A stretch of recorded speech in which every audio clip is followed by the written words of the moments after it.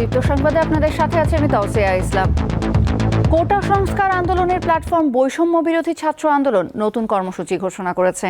কর্মসূচি অনুযায়ী আজ সারা দেশে বিক্ষোভ মিছিল ও আগামীকাল রোববার থেকে সর্বাত্মক অসহযোগ আন্দোলনে ডাক দিয়েছে তারা। শুক্রবার রাত 8:45টার দিকে ফেসবুকে লাইভে এসে এ কর্মসূচির ঘোষণা দেন বৈষম্য বিরোধী ছাত্র আন্দোলনের অন্যতম সমন্বয়ক আব্দুল হান্নান। তিনি ঢাকা বিশ্ববিদ্যালয়ের শিক্ষার্থী। একই সময়ে আরেক সমন্বয়ক আসিফ মাহমুদ তার ফেসবুকে এই কর্মসূচির কথা নিশ্চিত করেন। সবাইকে এসব কর্মসূচি পালনের আহ্বান জানান তিনি।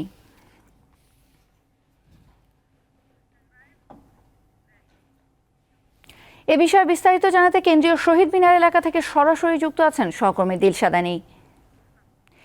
আজ তো বিক্ষোভ মিছিল কর্মসূচি রয়েছে, আন্দোলনকারীরা কি জমায়েত হতে শুরু করেছেন এরই মধ্যে?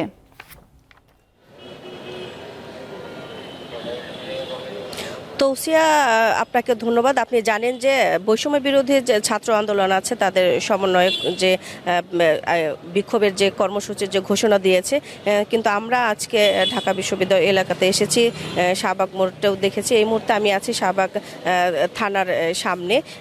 কিন্তু আমরা এখন পর্যন্ত বৈষম্য বিরোধী ছাত্র আন্দোলনের যারা আছেন, আন্দোলনকারী যারা আছেন, তাদের কোথাও এখন পর্যন্ত আমরা জমায়েত হতে দেখিনি। আপনারা দেখতে পাচ্ছেন যে শাহবাগ থানার এখানে কিন্তু ব্যাপক পুলিশ মোতায়েন করা হয়েছে, পুলিশের গাড়ি রয়েছে।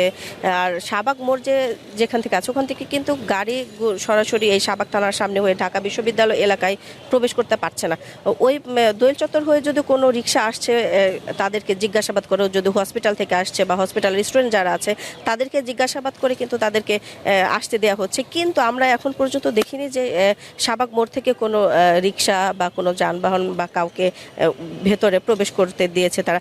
আপনারা জানেন যে গতকালকে কিন্তু এক ভিডিও বার্তায় বৈষম্য বিরোধী ছাত্র আন্দোলনের অন্যতম এক সমন্বয়ক আব্দুল হান্নান মাসুদ, তিনি কিন্তু বিক্ষোভ মিছিলের কর্মসূচি ঘোষণা দিয়েছেন।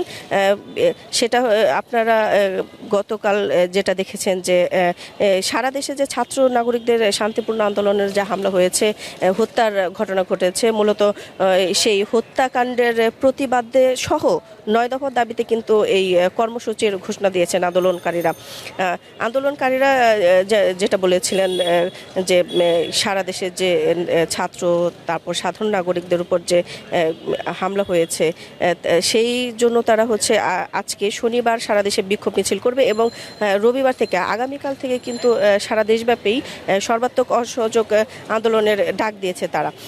এবং তাদের কিন্তু ওই বিবৃতিতে কিন্তু তারা বলেছে যে সারা দেশের যে অলিতে গলিতে যা পাড়ায় পাড়ায় যারা আছে, ছাত্র সমাজ যারা আছে, তাদেরকে কিন্তু সবাইকে সংগঠিত হয়ে বৈষম্য বিরোধী শিক্ষার যে আন্দোলনকারীদের যে আন্দোলন চলছে সেটাতে কিন্তু সবাইকে যোগ দেওয়ারও কিন্তু তারা আহ্বান জানিয়েছে। এছাড়া আপনাদেরকে বলে রাখতে চাই যে গতকাল শুক্রবার কিন্তু ছাত্ররা বৈষম্য বিরোধী ছাত্র আন্দোলনের সাথে কিন্তু আমরা দেখেছি যে গতকাল উত্তরা রাজুক কলেজের ছাত্রছাত্রীদের সাথে কিন্তু আপনারাও দেখেছেন যে তাদের অভিভাবকরাও কিন্তু মাঠে নেমেছিল।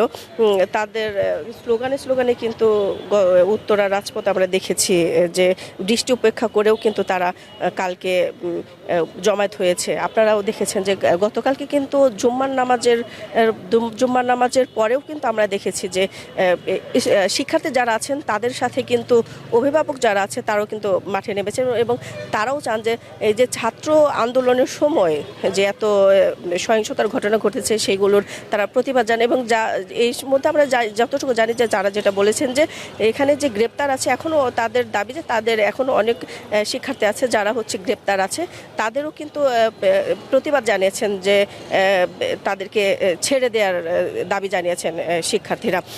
আপনাদেরকে আরেকটু বলে রাখতে চাই যে আজকে কিন্তু সারা দেশব্যাপী যে বিক্ষোভ কর্মসূচির মিছিলের যে ঘোষণা দিয়েছেন সেটা তো কিন্তু আপনারা জানেন যে গতকাল কিন্তু মিছিলেও আমরা যতটুকু জানি যে রাজধানী সহ সারা দেশে কিন্তু বিভিন্ন জায়গায় গতকাল যে তাদের ছাত্র আন্দোলন রাস্তায় নেমেছিল তাদের সঙ্গে কিন্তু ব্যাপক সংঘর্ষের ঘটনা ঘটেছে। তো এই ছিল এখনকার মতো সবশেষ। আপনি থাকুন সেখানে, আমরা পরবর্তী সংবাদে আবার আপনার সাথে যোগাযোগ করব। বাংলাদেশের সাম্প্রতিক সহিংসতায় অন্তত ৩২ শিশুর মৃত্যু হয়েছে বলে জানিয়েছে জাতিসংঘের শিশু বিষয়ক সংস্থা ইউনিসেফ।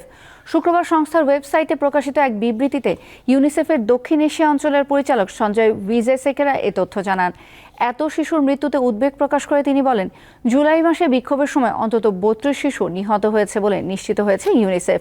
এছাড়া অনেক শিশু আহত ও অনেককেই আটক করা হয়েছে। শিশুদের এই ভয়ানক মৃত্যু ও সব ধরনের সহিংসতার নিন্দা জানায় ইউনিসেফ। ভিজেসেকেরা বলেন, সহিংসতার প্রভাব থেকে শিশুদের বের করে আনা এবং তাদের নিরাপদে রাখতে স্কুলগুলো খুলে দেয়া, লেখাপড়া পুনরায় চালু এবং বন্ধু ও শিক্ষকদের সঙ্গে তাদের আবারও মিলিত হওয়ার সুযোগ তৈরি করা সবচেয়ে ভালো উপায়।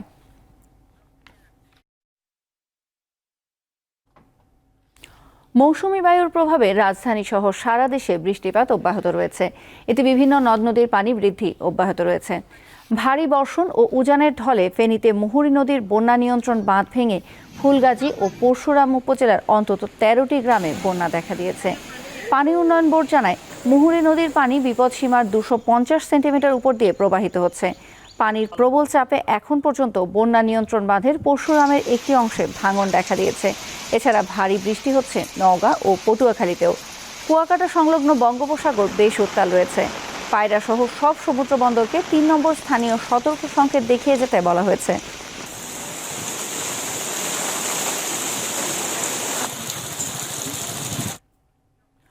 পটুয়াখালীতে জেলেদের জালে মিলছে না কাঙ্ক্ষিত পরিমাণ ইলিশ।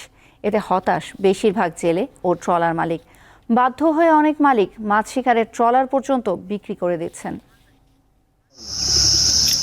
ষাটোর্ধ্ব দেলোয়ার গাজী পটুয়াখালীর মহিপুর ফিশিং বোট মালিক সমিতির সভাপতি তিনি। তার নিজেরও ছিল 2টি মাছ ধরার ট্রলার। তবে গত কয়েক বছরে সাগরে কাঙ্ক্ষিত মাছ না পেয়ে ট্রলার 2টি বিক্রি করতে বাধ্য হন। সুদের টাকা আছে, সুদের টাকা দিয়ে এখন একাল নিঃস্ব হয়ে গেছি। এখন আমার চলার মতো কোনো কায়দা নেই। এখন এই ব্যবসা ছেড়ে দিছি, ছেড়ে আমি কৃষি কাজ ধরছি। এমন অবস্থা আরও অনেক জেলের। সরকারি অনুদান পেলে জীবনমানের কিছুটা পরিবর্তন হবে বলে মনে করেন তারা। 2 লাখ 2.5 লাখ টাকা করে বাজার করিয়া বোট সমুদ্রে পাঠাইলে আইয়ে বেসে 50,000 30,000। 4টি 5টির ধরে খালি লস আর লস। মালিকে হনার দিয়া স্টাফ চালায়ও রাখতে না, আর স্টাফেরও ফ্যাট বাঁচে না। সরকারের কাছে আমরা আকুল আবেদন, সরকার যদি আমাদের কিছু সহযোগিতা করতো তাহলে আমরা উপকৃত হতাম। বিশেষজ্ঞরা জানান, জলবায়ু পরিবর্তনে সমুদ্রের পানির উষ্ণতা বৃদ্ধি, মাছের গতিপথ পরিবর্তন এবং উন্নত প্রযুক্তি না থাকায় গভীর সমুদ্রে মাছ কাঙ্ক্ষিত পরিমাণ মিলছে না।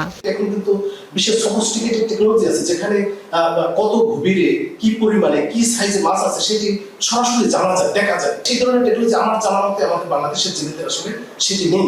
সেটি যদি তারা অ্যাডাপ্ট করতে পারে তাহলে গভীর সমুদ্রে যে মাছগুলি আছে সেগুলি তারা আহরণ করে লাভবান হতে পারে।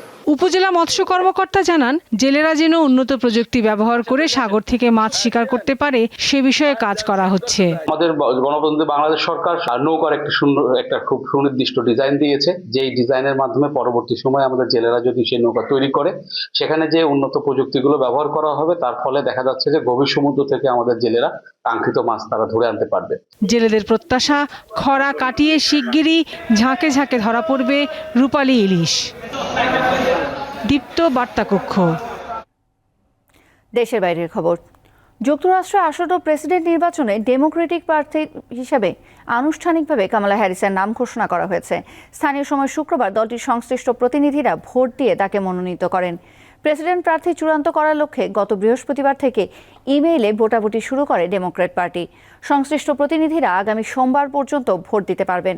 অবশ্য তার আগেই কামালা মনোনয়ন পাওয়ার জন্য প্রয়োজনীয় সংখ্যক ভোট পেয়ে গেছেন। তিনি পেয়েছেন 2350 প্রতিনিধির সমর্থন। আসন্ন নভেম্বরে রিপাবলিকান মনোনীত প্রার্থী ডোনাল্ড ট্রাম্পকে পরাজিত করতে পারলে তিনিই হবেন যুক্তরাষ্ট্রের প্রথম নারী প্রেসিডেন্ট।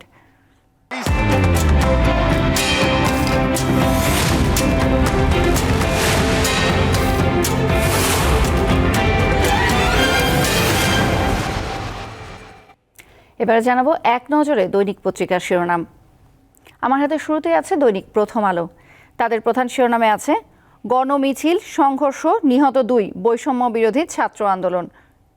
এর বাইরে আছে, আন্দোলন প্রত্যাহারের সে ঘোষণা স্বেচ্ছায় ছিল না, 6 সমন্বয়কের বিবৃতি, নতুন কর্মসূচি ঘোষণা। আজ শনিবার সারা দেশে বিক্ষোভ, রোববার থেকে সর্বাত্মক অসহযোগের ডাক।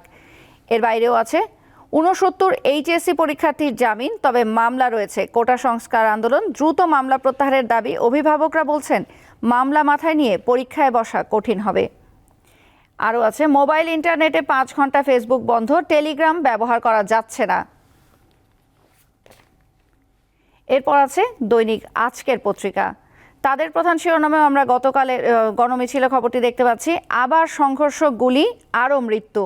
বৈষম্য বিরোধী ছাত্র আন্দোলন, খুলনায় পুলিশ ও হবিগঞ্জে পথচারী নিহত। রাজধানীর উত্তরা ছিল রণক্ষেত্র, বিভিন্ন স্থানে গুলি, সাউন্ড গ্রেনেড, টিয়ারশেল। এর বাইরে আমরা দেখতে পাচ্ছি সর্বাত্মক অসহযোগ আন্দোলনের ডাক। কাল থেকে ডিবি হেফাজতে ভিডিও বার্তা স্বেচ্ছায় দেয়া নয়, বিবৃতি দিয়েছেন সমন্বয়করা। আরও আছে বিভিন্ন স্থানে মিছিলে হামলা, আহত 50। আর আওয়ামী লীগের সাধারণ সম্পাদক ওবায়দুল কাদের বলেছেন শিক্ষার্থীদের আটক, হয়রানি না করতে নির্দেশ দেওয়া হয়েছে। এরপর দৈনিক সমকালে আমরা বড় ফটো ফিচার সহ দেখতে পাচ্ছি গতকালের গণমিছিলের খবরটি। তারা শিরোনাম করেছে গণমিছিলে হামলা, সংঘর্ষ, পুলিশ সহ নিহত 2। এর বাইরে আছে গুলি করতে পুলিশকে উস্কে দেন এক শিক্ষক, আবু সাইদ হত্যার বিষয়ে এটি একটি অনুসন্ধানী প্রতিবেদন করেছে তারা। আরও আছে হেলমেট পরে পুলিশের সঙ্গে ছিলেন তারা, ছাত্রলীগ যুবলীগের বেশ কয়েকজন নেতাও ছিলেন তাদের পাশে। এটি ওই সময়ে গত সপ্তাহে আন্দোলনের বিষয়ে এটি তাদের নিজস্ব প্রতিবেদন। দৈনিক ইত্তেফাকের প্রধান শিরোনামে আমরা ফটো ফিচার সহ গতকালের গণমিছিলের খবরটি দেখতে পাচ্ছি। গণমিছিলে হামলা, সংঘর্ষ, গুলি, পুলিশ সহ 2 জন নিহত। এর বাইরে আছে গুরুত্বপূর্ণ পয়েন্টে আওয়ামী লীগের সতর্ক অবস্থান, দেশের সকল মসজিদে দোয়া ও মোনাজাত অনুষ্ঠিত। আর আন্দোলন প্রত্যাহারের বিবৃতি স্বেচ্ছায় দেয়নি, ডিবি অফিসে আটক 6 সমন্বয়কের আলাদা বিবৃতি। আরও আছে প্রধানমন্ত্রীর সঙ্গে আওয়ামী লীগের সিনিয়র নেতাদের বৈঠক হয়েছে গতকাল।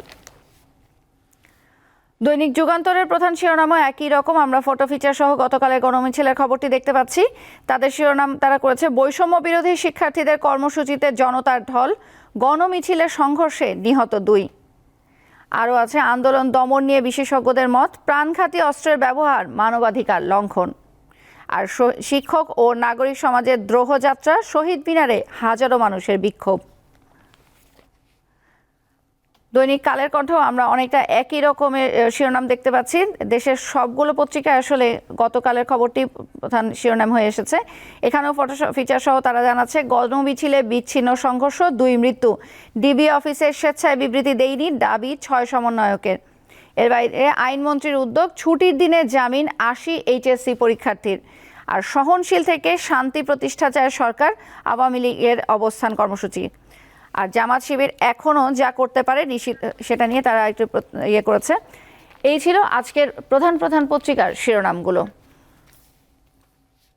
শেষ করছি দীপ্ত সংবাদ। আমাদের পরবর্তী সংবাদ বেলা 12টায় দেখার আমন্ত্রণ রইল। এছাড়া অনলাইনে আরও নতুন তথ্য পেতে যুক্ত থাকুন দীপ্ত প্ল্যাটফর্মগুলোতে।